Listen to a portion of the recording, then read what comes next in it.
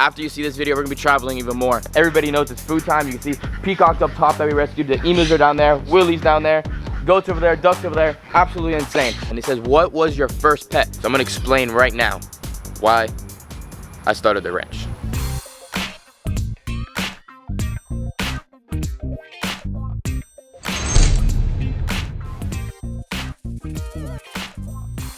Alright you guys, welcome back to Blake's Exotic Animal Ranch. There's been a lot of videos all throughout, I don't even know, we've been traveling a lot, and after you see this video we're going to be traveling even more. But we're here at the ranch, we're doing a bunch of different cool things here.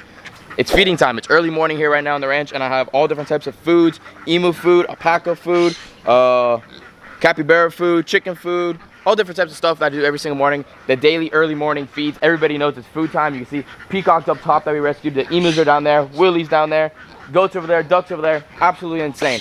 But today you guys clicked on today's video because you guys want to find out and why I started the ranch, why I have the ranch, and pretty much what got me to do the ranch, start the ranch like I just said. So follow me along and I'm going to answer you guys all these questions that you guys put down in the comments a couple videos ago, and I'm going to explain everything to you guys. So first off, let me just start feeding all these guys because everybody has to get fed. Fergie, hey, be a good girl. She likes to chase the animals around a little bit. But other than that, let's get this day going and start this video for you guys. Follow along. Everything, food has to get spread apart everywhere because if not, everybody fights. Look behind you guys, Sabrina watching. You know, her food's coming very, very soon in just a sec. Peacock is still up top. But this is a little mixture of scratch corn and layer pellet. Everybody eats it, just a little bit of it. It doesn't hurt nobody. It's okay. And yeah, that's just a little diet for just about all the birds. The goats eat a little bit of it as well. They're goats. They pretty much eat anything. Obviously, it is not their main diet. Their main diet is hay and a type of grain. Look, even the capybaras are all over there, and they see us, and they know it's food time. Absolutely insane. They hear me talking, and they wait. So what we're gonna do now is we're gonna walk a little bit that way. We're gonna feed Sabrina, feed the emus in their spots, even though the emus eat everything. And yeah, let's go this way. Come on. And this whole area right here, you guys see all the mud and all the dirt and all the nastiness. Sidewalk's coming soon, so we don't have to step in mud no more. The emus coming real quick. Watch out, Sabrina. Sabrina's doing really good. Her eye cleared up completely, just about, and she's doing great. I have these shutters right here. So there's extra shutters, and it's a little feeding tray for the emus. They do great right there. This is Sabrina's food right here. So come right over here. Come on, Sabrina. Go. Come on, girl. Got a little spot right there for you. There you go. I'm gonna give a little bit more food to the emus. All of this, you guys, all gonna be sidewalk coming soon. Probably the next month, getting all that done as well. Missy, I don't know if you can hear it. Little pig noise, it's pretty awesome. Come over here. Look at thing 1 and thing 2. They're getting absolutely massive over here.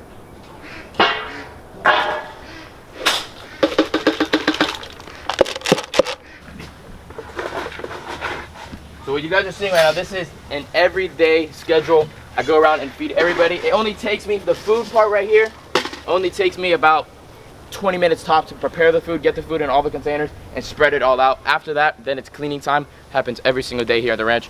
Probably takes me about 2 to 3 hours to do a full-on feeding, cleaning, redoing waters, making sure everybody's good every single day by myself. I do it every single day by myself. And then Dylan's the one in the back right there, follow me around, doing all the camera work. But so stay in the shade right here because it's nice and hot, nice and cool here. So the reason why you guys clicked on this video, I'm gonna start reading little questions off for you guys and explain. All right, you guys, so one of the questions that many people ask me all the time, if you guys are following me on Blake's Exotic Animal Ranch on Instagram, you guys always asking me this question. This is a question I was asked on YouTube. Ryan, he says, what was your first pet? My first pet actually was a dog. It was a Pekingese, actually. It was my mom's first dog. It was a Pekingese, a very old type of small toy breed dog. Pekingese was my first dog animal I've ever had that was raised up with me. And then after that, I pretty much got a bunch of turtles and fish and all different types of animals all at one time. My dad just bought me all in 1 year. And then after that, I got a ranch somehow. But we'll talk about that in just a second. So that's pretty much the first pet I ever got was a dog. So this is another question. Jenny, she says, where do you see yourself / the ranch in 10 years? I know the ranch will be there and you'll be on the ranch, but what do you hope to have by then? In 10 years from now, I hope to expand to a very larger property. I'm building everything here on this property. This is going to be pretty much the property that I learn and do everything with you guys, and then I learn everything from here. I'm still really young. I'm only 22 years old, and I have a full-on lifetime ahead of me. So I know many animal people that started one facility and then moved on to another facility. That would be my goal one day, but right now I'm just making this place to the best as I can, even though it is my parents' property. But my parents are like my best friends. They don't care what I do out here. I'm gonna buy more land all around here, and I'll probably just end up building a house very close by, because everything is established here and everything is happy here. So why would I move and things of that sort? So as of right now, in 10 years, I'm sure I'll be still in the same exact spot. I'm an hour away from the big city of Miami, and I'm an hour away from up north. I mean, it's perfect. It's perfect. I'm in the middle of the best spot of Florida, I think. But that's where I see myself in about 10 years, you guys. So we're gonna leave this section of the capybaras, and we're gonna go to the goat barn over there, start feeding some of the goats. I'm gonna explain you guys, because Michael had a question about how did my female donkey get pregnant. Well, we have 2 donkeys here, and I'm gonna go show you Benny right now.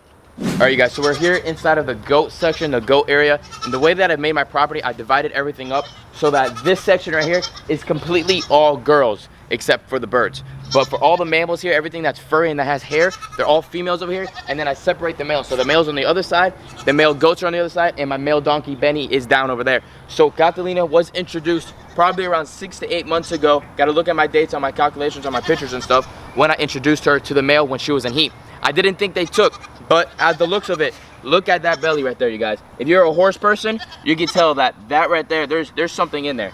And like, I mean, it is massive. I've had her bred one time. She is about 6 years old now. She got bred when she was about 4 years old. So about 2 years ago, she had a baby as well when she was ready to go. So like I was saying, Catalina, I've had her for about 6 years now, and she was my first donkey I ever had here on the ranch. And Lola's she's my first goat. She's she's 9 years old as of right now. I've had her for a really long time as well. And yeah, she's definitely pregnant, and the male that obviously bred her is over there, Benny. They get introduced whenever I'm gonna breed them, things of that sort, because if not, Benny is a big ass. They get their name, the donkeys, they're an ass, because he does bully some of the animals every once in a while, so that's why he's completely separated, and he has his own pen, his own padlock over there that he stays at. But yeah, so I'm gonna explain right now why I started the ranch. All right, guys, so we're here on the section of where Benny stays. Benny is my male adult mini donkey that's right here. He's a complete ass, but he's very good. He's a really awesome animal. And here comes some of the tortoises right there. Tortoises come here and eat with him as well. It is a little bit muddy right now because there's been a lot of rain, and for some reason this giant tree grew instantly out of nowhere and covered this whole area and gave it a lot of shade so it doesn't dry up that fast. But anyways, this topic that I'm going to talk to you guys about right now, this topic, I get talk about this topic for probably like a really long time, so I'm going to shorten it up as much as I can and explain everything to you guys right now. So Jarrell asked me, and this is a really good question, was there anyone who inspired you to make the ranch? Yes. The person who inspired me to make the ranch was actually my grandma. My grandma passed away about 4.5 years ago, and she was pretty much one of my best friends. I was always at her house all the time. During Christmas times and things of that sort, people that are religious and stuff know that there's a thing called a nativity set. And the nativity set had a bunch of animals on it, and I was always focused on the animals. And she knew I always loved animals, and she was born and raised in Cuba.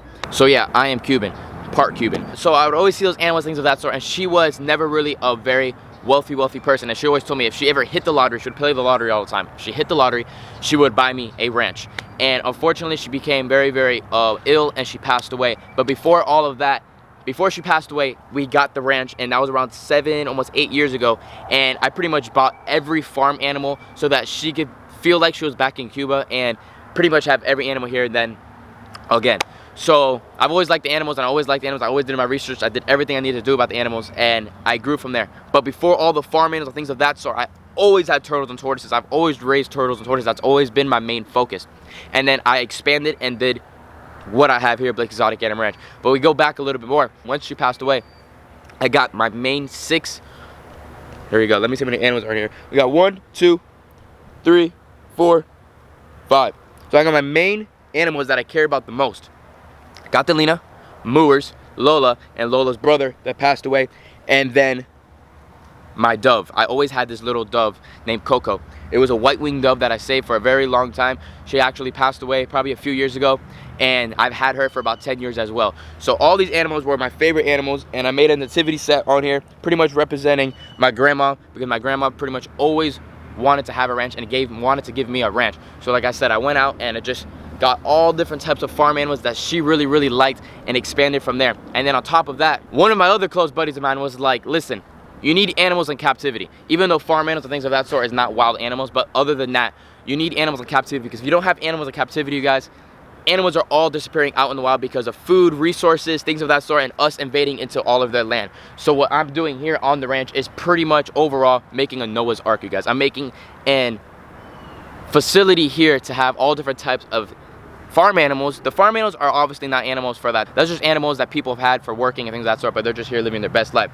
But all the other animals, the exotic animals, things of that sort, they're losing all their habitat out in the wild. So I'm expanding and making a insurance colony of all different types of animals, even though some of these animals are probably not even endangered in the wild, but it's always good to have captive born animals in captivity. So what I'm doing is I have 2 of each animal that I have, and that's my goal pretty much to have here at the ranch, is to have 2 of every type of animal that I want. And if I'm able to take care of them and able to give them a best life and able to take care of them for the rest of their life, I'm gonna have them. Why not? I think you guys could do the same exact thing if you guys want to, but you guys got to remember, it's a big responsibility. And if you think down the road 10-15 years from now, these animals live forever. If this animal, if you don't think you can take care of it 10 years from now, don't get the animal, because unfortunately there's a lot of animals out there that need new homes because people can't take care of them anymore. So I make sure I do my research and make sure I know what I'm getting my hands on. So people that are complaining on YouTube saying that I'm buying animals for no reason, things of that sort, I'm not. I know exactly what I'm doing. But anyways, back onto my topic. That is the reason why I started the ranch, you guys. I started the ranch because of my grandma. My grandma was the one that inspired me to do this kind of stuff, and my dad, but mostly my grandma. My grandma wanted all these farm animals, and I got them all, and I absolutely love them. They're one of my best things here on the ranch. Everybody loves them. Everybody loves Snickers. Everybody loves the cow, and I live my best life here on the ranch, and it's something that keeps me busy, and you do it all the time. So, yeah, Joel, there's your answer.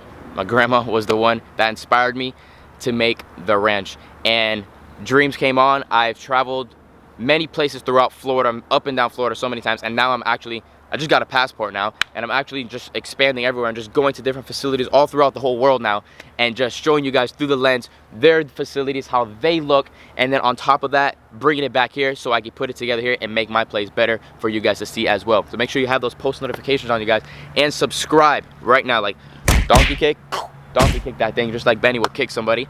Donkey kick that subscribe button, and let's hit 600,000 subscribers, because we're on the way to that right now, and it's absolutely amazing. And we're able to show the world what we do here on the ranch every single day. You guys saw the process about 5-10 minutes ago, walking around. That's something I do every single day. It's a responsibility, it's a hobby, it's a dream, it's a job, but it's not even a job because I love it. I smile every single day when I wake up because I know my animals are happy and I'm happy too. But again, I hope you guys enjoyed today's video. Give this video a thumbs up. I know we could pass 10,000 likes without a problem, and I'll see y'all later. Peace out, everybody.